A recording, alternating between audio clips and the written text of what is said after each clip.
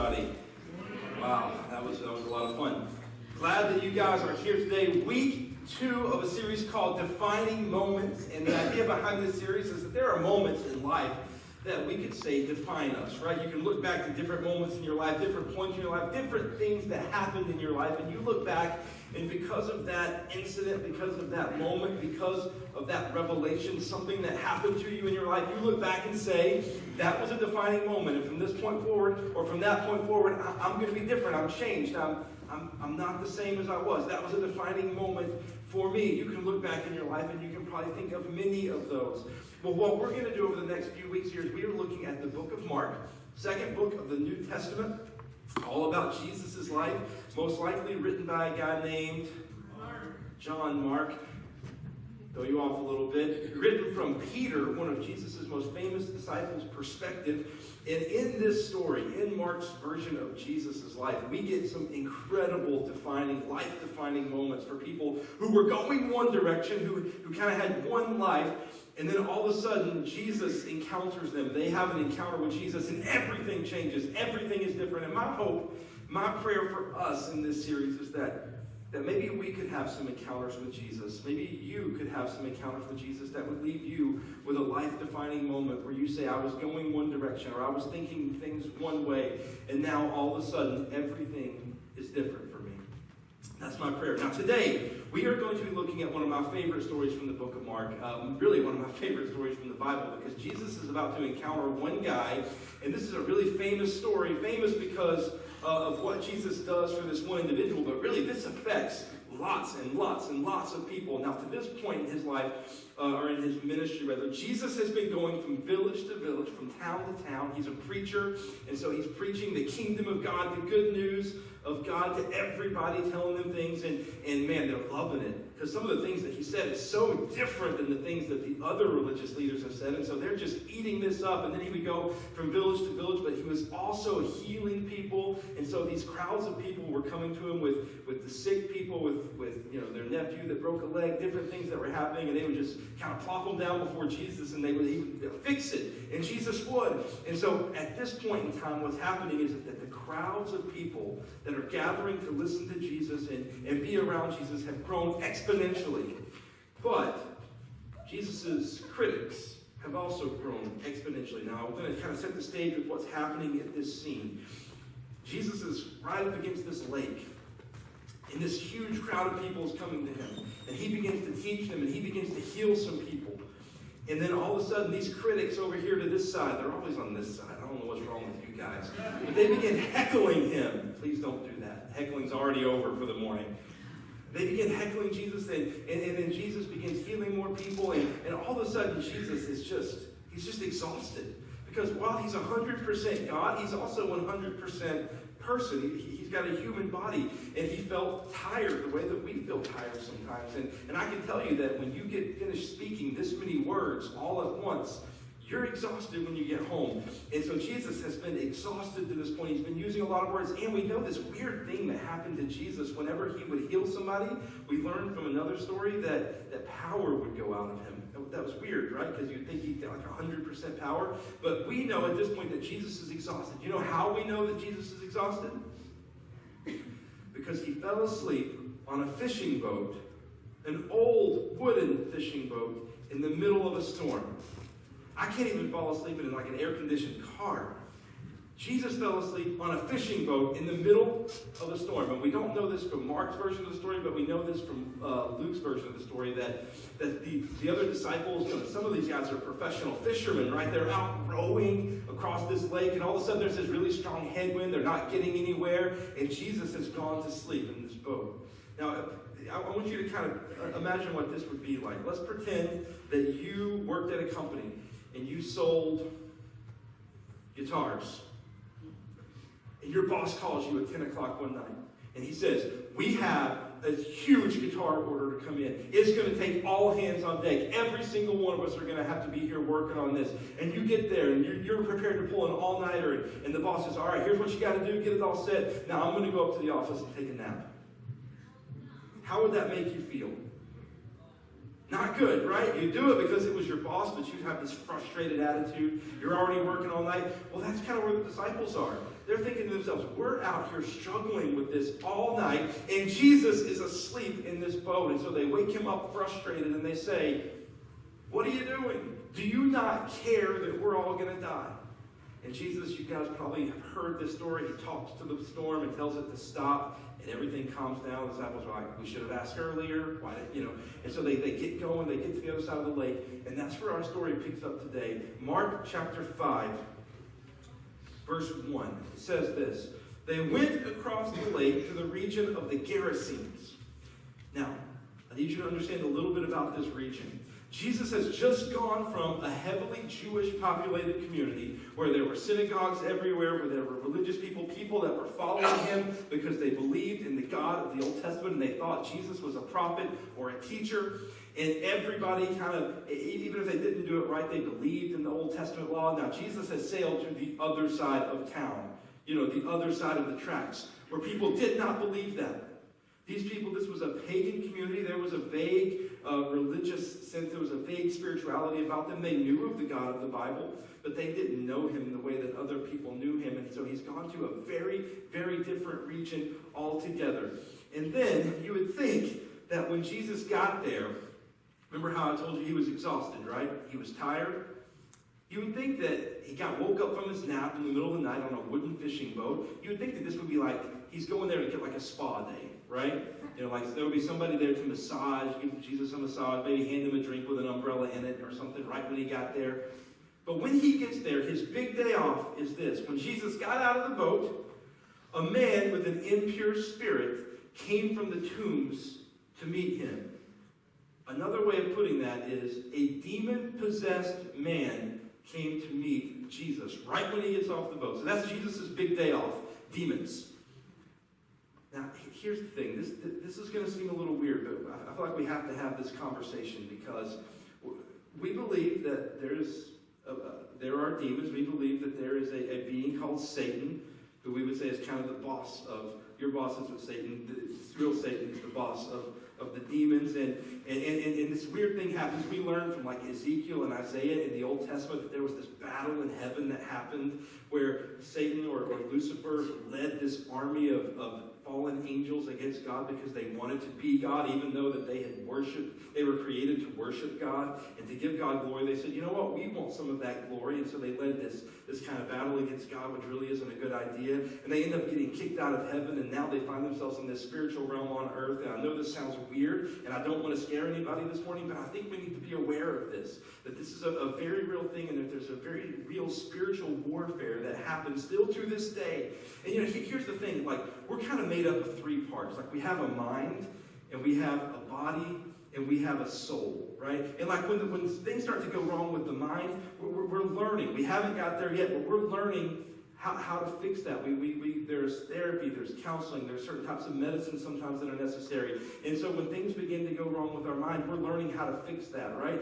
And then the physical body, we're getting really, really good at learning how to fix that. The surgeries that used to take, you'd be in the hospital for weeks and weeks and weeks, you're out in the day. I remember that when I was 8 years old, I had my appendix taken out, and I spent an entire week in the hospital. I think that's an outpatient procedure now. That was just 30 years ago. It's unreal. Open heart surgery, you can be home soon. It's crazy how they've done this stuff. And so we've learned how to heal our physical body, but then we get to this part that's the soul part. And I don't know that we know what to do when our soul gets sick. I don't think we have a full understanding of what happens when we have a problem with our soul. And typically what happens is we don't call it that, we call it something else, and we rationalize it, and we come up with all kinds of reasons why it can't be a real problem with our soul. But Jesus is about to meet a guy whose soul is very, very sick, and nobody knew what to do with him. Nobody knew how to handle him. And listen, there can be one or two extremes that we go to when we talk about this Satan and demon thing. We can ignore it altogether. We can be like, no, this doesn't exist. I don't want to think about it. I don't like monsters. I don't like any of those kind of things. But this can be a serious problem if we ignore it altogether. Matter of fact, I think what Satan wants more than anything else is for us to ignore it altogether.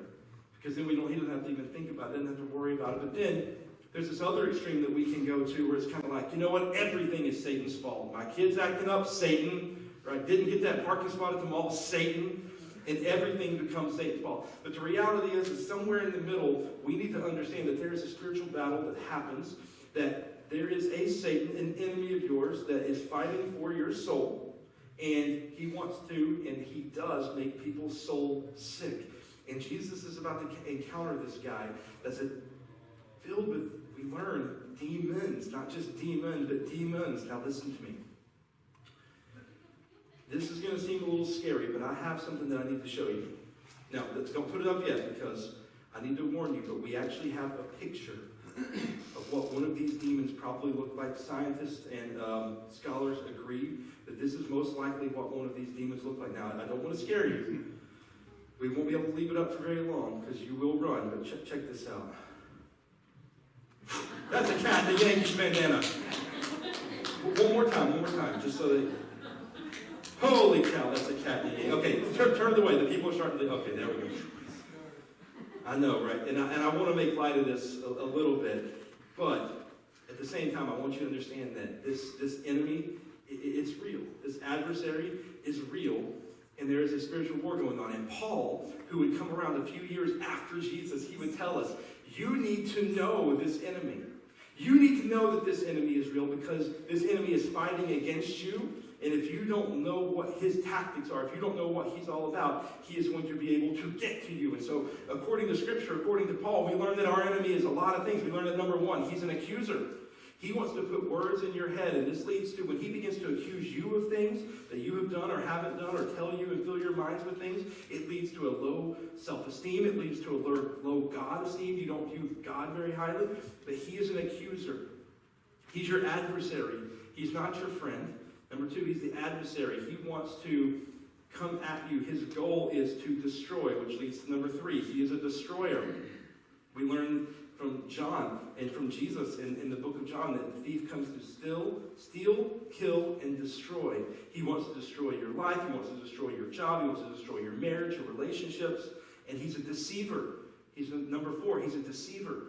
And it's not just about lies. We'll get to that in a second. But have you ever met somebody that can deceive you by telling the truth? Right? Satan's really good at that. Your enemy is really, really good at that. Number five, he's the father of lies. But he's also not afraid to be the father of lies.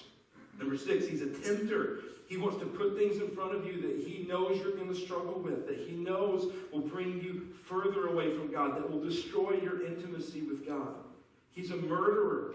He's the evil one, and he is your enemy. And we need to be aware of this. And so listen, I don't want to scare you. I don't want to make this weird or make you think, well, I'm never going to that church again. And all they talk about is Satan. That's not the reality. But understand this, that we do believe that there is a very real spiritual warfare that happens. We believe that Satan does exist. We believe that demons do exist. And we believe that there is a kind of a war for the soul. And so we need to be aware of that, because we don't often know what to do when the soul gets sick. But guess what? Jesus knows exactly what to do when the soul gets sick. And that's where we pick up the rest of this story. So this demon-possessed man has come to meet Jesus. He's come from the tombs. And we pick it up again in Mark chapter 5, verse 3. This man lived in the tombs, and no one could bind him anymore, not even with a chain. For he had often been chained hand and foot, but he tore the chains apart and broke the irons on his feet. No one was strong enough to subdue him. And night and day among the tombs and in the hills, he would cry out and cut himself with stones. So you've got this crazy, naked, we learn, demon-possessed man that is standing up, that is living up in the tombs. They've tried to chain him because they don't know what to do with him. They don't know how to fix him. And so this is scary, because they had to warn their children, when crazy, naked demon man comes near you, you have to run. You have to get away. If he comes into town, everybody hides, all the business is shut down, and people try to chain him up, and then he just breaks the chain. These are the kind of people that if we come across them today, we call the police immediately. The police take them away, and we never hear about it again. This is who this man was. And he would try to come into town, and they would get their kids, and everybody would stay away from the tombs. Nobody could go and walk in the graveyard anymore. Everybody stayed away from crazy naked demon man. And then he goes on. When he saw Jesus from a distance, he ran and fell at his knees in front of him. He shouted at the top of his voice, "What do you want with me, Jesus, Son of the Most High God? In God's name, don't torture me. Isn't it interesting that these demons would recognize the presence of God? They would recognize the presence of Jesus, and oftentimes we don't even do that. For Jesus had said to him, "Come out of this man, you impure spirit." Then Jesus asked him, "What is your name?" "My name is Legion," he replied, "for we are many." And he begged Jesus again and again not to send him out of the area. Now this term legion, it's a Roman term, and everybody would have understood it in this culture. It meant 6,000. It was a group of 6,000 troops. 6,000 troops. Now, most scholars would say that there probably were not 6,000 caps and Yankees bandanas inside of this man, but they believed that there were a lot, definitely more than one. And they begged Jesus, "Do not send me away. We need to stay." And then the story gets weirder and weirder. Verse 11, a large herd of pigs was feeding on the nearby hillside. The demons begged Jesus, "Send us among the pigs. Allow us to go into them." And he gave them permission, and the impure spirits came out and went into the pigs. Now the herd, about 2,000 pigs in number, rushed down the steep bank into the lake and were drowned. Now this is weird, right? Among all of the miracles that Jesus did, this is kind of the one maybe that bothers me a little bit more than the rest of them. That's a lot of bacon, right? It's a lot of barbecue, a lot of ham, a lot of sausage that just went down. But what Jesus is doing here, you have to realize that there are kind of three components to what Jesus just did. Number one, he kind of confronted them on a spiritual plane. He kind of said, "Listen, I need you to understand that you're living in," it wasn't just the pigs, but understand this, pigs were declared unclean by God. All the way back to the beginning of the Old Testament, pigs were unclean. They were not allowed, the Jewish people were not allowed to eat pigs. You couldn't even touch a pig, right? Pigs were just like, ew. And I often wondered why that was. I often think maybe God was like, "I want to take the most tasty thing you could possibly have and then say no, just to see how you'd respond." Right? That's almost what God has done here. And listen to me, it wasn't about the pigs, because it wasn't but a few years later that the council would get together and declare pigs were okay to eat, so you don't have to stop eating bacon or anything like that. But I think what Jesus was actually doing was he wasn't calling out just the pigs, he was calling out their disobedience. He said, "You know who God is, and yet you're choosing to live a lifestyle completely opposite of him. I'm going to call you out on your disobedience." And so he did that. But secondly, there was a financial ramification to this, because Jesus just killed 2,000 pigs. Do you know how much 2,000 pigs are worth? I don't either, but think about it like this. Let's pretend that today there was a demon-possessed man that was walking down the road. 7. Right up here. And Jesus walked by. And he said, "You know what? I'm going to get those demons out of him." And there were 2,000 cars sitting in a dealer's lot. And Jesus cast demons into those 2,000 cars, and they ran off the cliff into the water, and they ruined them. Do you think the dealer would be happy? Because he just lost 2,000 cars. That's exactly what this community, everybody in this community depended upon these pigs. This was their food. This was their livelihood. They were making a living off their disobedience to God. So Jesus calls them out. But also, there's this social element to this that Jesus calls out. Because they had said, "We don't value the people here. Like, we've given up on this guy. We value our pigs. We value other things more than we value this guy. We keep this guy at a distance. Crazy naked demon man, we don't want him, but we do want our pigs." And so Jesus kind of calls them out on their disobedience and how they're living their life. And then he does this. Those tending the pigs ran off. And they reported this in the town and the countryside. And the people went out to see what happened. So this has made CNN. This has made Fox News. Everybody's going as they're closing their stores down. The school let out early. Everybody wanted to see what happened. And when they came to Jesus, they saw the man who had been possessed by the legion of demons sitting there dressed and in his right mind. And they were excited. They were so happy that they didn't have to be scared of naked, crazy demon man anymore. Right? No, they were afraid. And those who had seen it told the people what happened to the demon-possessed man. They told them about the pigs. Well, can't leave the pigs out. And then Jesus began to plead with the people, or the people began to plead with Jesus, rather, to leave their region. "We want you out of here, Jesus. We would rather have naked, crazy demon man running around than have you here. Because you ruin our lives. And we don't want any part of this."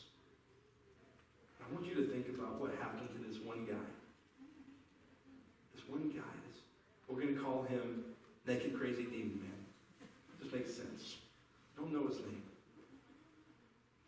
But I want you to think about his life one way. And he wasn't always like this.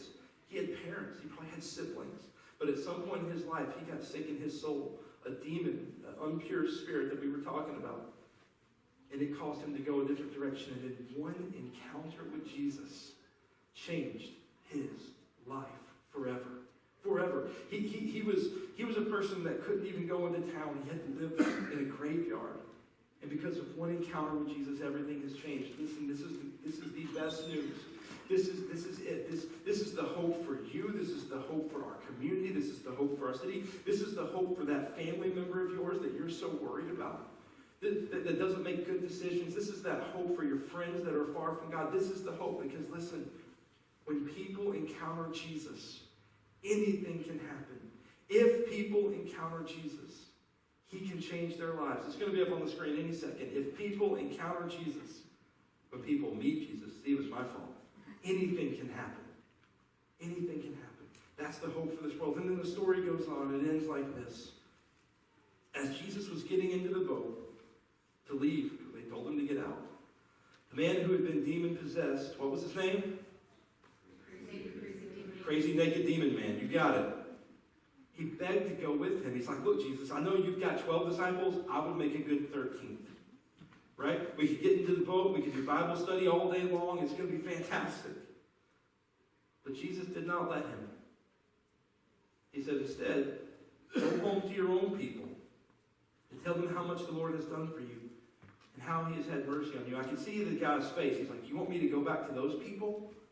The ones that have, number one, seen me at my worst. The ones who know me in my greatest pain. And the ones who ignored me and chained me up. The ones who were mean to me. You want me to go to them? And Jesus said, I want you to go and tell them what God has done for you. And so the man went away and began to tell them at the Decapolis, which is a group of kind of 10 smaller cities, how much Jesus had done for him. And all the people were amazed. So listen, here's the thing. I think this man kind of had two defining moments here. Maybe you'll find yourself in one of these defining moments. Maybe today you're looking at your life and you've never said it this way before, you've never thought about it this way before, but maybe your soul's a little sick. And hopefully you don't run around naked screaming among the graveyards, hopefully. But maybe you've looked at your life and said, there's an addiction that it's got a hold of me. There's some kind of character thing within me, a stress and anxiety and anger problem, a greed problem, and man, it has me in my soul, and I can't let it go, and it destroys my intimacy with Jesus, and it takes me away. And maybe for you today, your defining moment is that you need to have that encounter with Jesus. You need to meet Jesus, because what can happen when we meet Jesus? Anything. And so today, we're going to pray in just a second, and I'm going to pray for you if that's you, and I want you to pray, and I want you to begin to give that up to Jesus. And it's going to mean that you're probably going to have an encounter with Jesus every day, maybe for the rest of your life. You're going to need to get into his word and read and learn about him. You need to meet Jesus if you want that soul thing. And I would love to be able to talk with you and help put the plan together. But if you would say, you know what, that's true of me, I would love for you to have that defining moment today. And the second thing is that this man received a commission. He's now a preacher. One day he's crazy naked demon man. The next day he's out telling everybody about Jesus. You have no excuse not to tell the people in your life what Jesus has done for you. And so for today, maybe your defining moment is that you now need to go to your Decapolis, your series of 10 cities, or 10 houses, or 10 people at work, 10 cubicles, whatever it is. And you need to tell the world what Jesus has done for you. What can be your defining moment today? Let's stand and let's pray together. Father, I come to you this morning thankful for your word, for this story, and challenged by it. For every single one of us today, I pray that if there's some kind of sickness that's maybe affecting our soul, we wouldn't have ever said it like that before, but it's holding us. It's got a hold of us, and it won't let us go. We feel oppressed. We feel sick. God, I pray that we would meet you. Not just in this moment, but every day, that we would commit to meeting you. That we would commit to healing you. And Father, maybe we just need to go and tell the world what you've done in our lives and how you've changed us. But whatever it is, God, let this be a defining moment for every single one of us today. In Jesus' name, amen. Have a great Sunday, everybody. We'll see you back next week at 9 or 10:30. Have a great day, and we will see you guys then.